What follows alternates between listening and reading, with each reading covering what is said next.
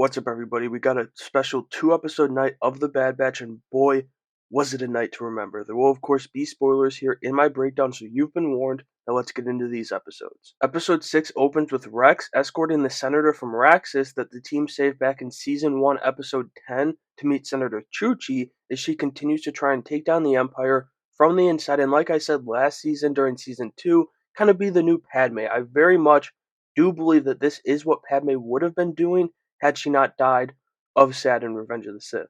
But within minutes of their meeting, an Imperial assassin that Rex and his rogue squad have come to call Shadows makes an attempt on their lives, but he's stopped and captured as they head back to their home base on a familiar planet, one of the very first to ever appear in the Clone Wars, Teth.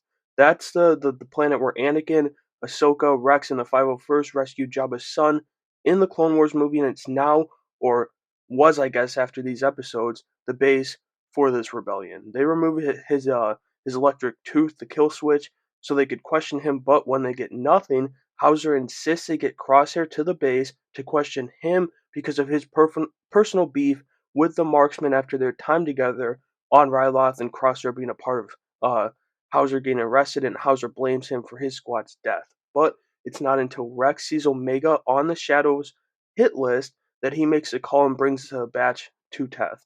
Echo drops the crew off as he has to go pick up Gregor elsewhere, and as he goes, he gives Omega her new weapon we see in the trailers, that new energy crossbow. Almost immediately, though, Hauser starts ripping into Crosshair, but by this point, Hunter's got his brother's back once again as he butts in, and both Omega and Crosshair actually reveal more about Tantus than we got before, with Crosshair being very skittish around the Shadow Troops as they were trying to turn him into one. And we saw a little bit of that, but it wasn't directly said, so it was cool. I don't know if cool is the right word, but it was nice to see that kind of be fleshed out a little more.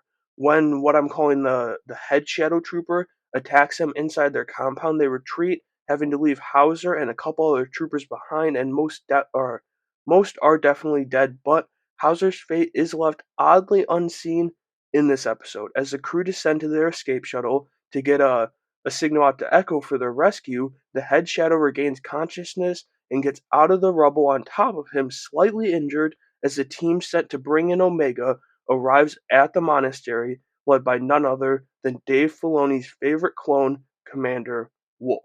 I can't even begin to express how much I love that episode. I mean, it was the second I saw Rex, I knew we were in for a good night, but then we go to Teth on top of that, and Wolf shows up at the end working for the Empire. Peak. It's simply peak, and I shouldn't be surprised at this point because Dave Filoni and Jennifer Corbett really don't miss. Now, before we get into episode 7, I just wanted to take a minute to say thank you for checking out my breakdown. I know there's a lot of us doing these out there, so I appreciate you giving me your time of day. And if you're enjoying this video so far, I'd appreciate it greatly if you subscribe to the channel and join the community. Once again, I appreciate you joining me here for this breakdown. Now let's get back to the show. Alright, so episode 7 opens as Wolf and his recovery team land at the monastery, and as he approaches it on foot, he has a realization that these rebels he's after are clones, much like when the Bad Batch early on in the show figured out they were going after Saw Gerrera's people, not battle droids for the Empire. But the Shadow Trooper, who's also a clone, who I do very much think is Tech. There's some evidence in this episode, but it's still just my fanboy dreaming, so we can talk about that another time, reassures him that they're clones and traitors of the Empire. Once inside, they discover the crew's plan to escape, and as the Shadow goes rogue, Wolf seals the path behind him as they go down. We also do see Wolf seemingly check Hauser's pulse here during this sequence, and while it's not confirmed, it does seem we might have lost him. As the crew escapes, the Shadow snipes them out of the sky as they crash land in the forest on Teth and have to evade the Empire's forces as they await Echo and Gregor. Also, Wolf is not having it at all. Like, not one single bit. With this Shadow Trooper who continues to just disobey order after order. But the Shadow Trooper doesn't care all that much, not nearly as much as Wolf, as he goes rogue once again, tracking the clones through the forest until he finds them and takes out Nemik. Crosshair, on his Super Redemption arc, covers the crew as they head to the rendezvous, taking on the Shadow 1v1. He has the upper hand for a bit, but the Shadow is relentless, and thankfully, the crew does turn back for him when they see the blaster fire and they're able to save Crosshair as the stunned Shadow plummets down the waterfall and the team heads to the extraction point.